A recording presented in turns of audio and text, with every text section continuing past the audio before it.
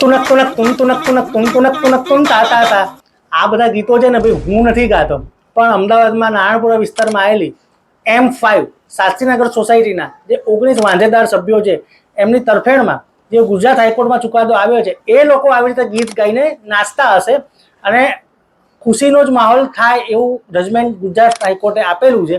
તો આ જજમેન્ટ બહુ જ મહત્વનું છે. અત્યાર સુધી તમને લોકોને મેં જજમેન્ટો કીધા છે, એમાં એવું થયેલું છે કે જે લોકો વાંધેદારો હોય એ લોકોને તાબડતોબ અમુક સમય મર્યાદાની અંદર મકાન ખાલી કરવા નામદાર ગુજરાત હાઈકોર્ટે આદેશ આપેલા છે.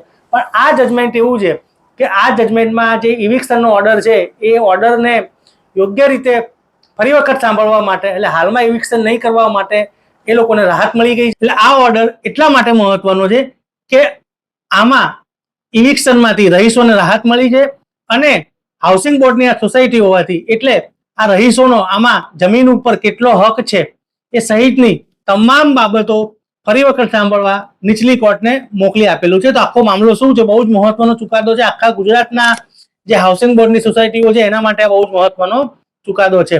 તો મિત્રો મામલો શું હતો? તો મામલો એવો હતો કે ગુજરાત હાઉસિંગ બોર્ડ દ્વારા M5 શાસ્ત્રીનગર જે સોસાયટી છે એમાં રીડેવલપમેન્ટની કામગીરી આગળ ધરવામાં આવી હતી અને એમાં એક બિલ્ડર છે શીતલ ઇન્ફ્રાસ્ટ્રક્ચર, એ લોકોને ટેન્ડર પણ આપી દેવામાં આવ્યું હતું.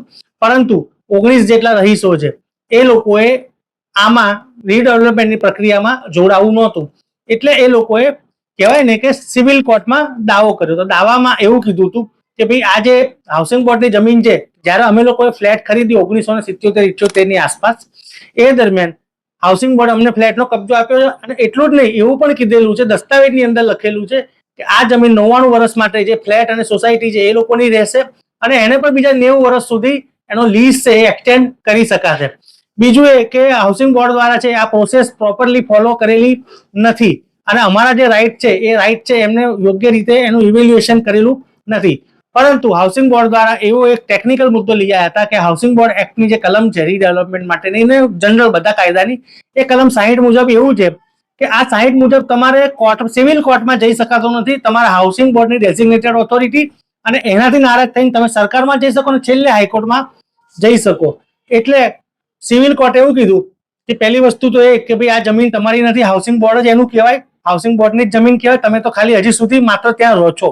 અને બીજું સિવિલ કોર્ટે એવું કીધું કે અમને આ મેટર સાંભળવાનો હક નથી.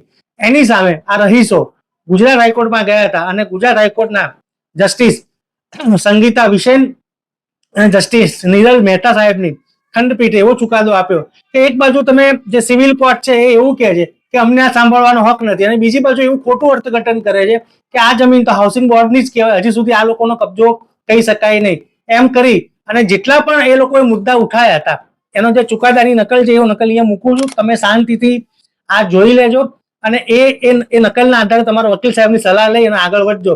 તો એ આખી જે બધા મુદ્દાઓ છે રહીશોએ ઉઠાયેલા, એ રહીશોને મુદ્દાનો ઉકેલ લાવવા માટે, સાંભળવા માટે અને યોગ્ય ન્યાય કરવા માટે નીચલી કોર્ટને એટલે કે સિવિલ કોર્ટને પાછો મોકલી આપવામાં આવે છે. એટલે આ બહુ જ મહત્વનો ચુકાદો છે મિત્રો, તમે શાંતિથી સાંભળજો. અને આ પહેલો એવો ચુકાદો છે કે જેમાં ઇવિક્શનમાં એટલે કે ઘરમાંથી કાઢવાની જે નોટિસ આવી છે એની સામે રાહત આપી છે. એટલે શાસ્ત્રીનગરના રહીશો છે અને જે બીજા પણ રીડેવલપમેન્ટમાં પ્રોપર પ્રોસેસ થાય એવું ઈચ્છનારા લોકો, કાયદેસર પ્રોસેસ થાય ઈચ્છનારા લોકોમાં કહેવાય ને કે ખુશીનું મોજું ફરી વળ્યું.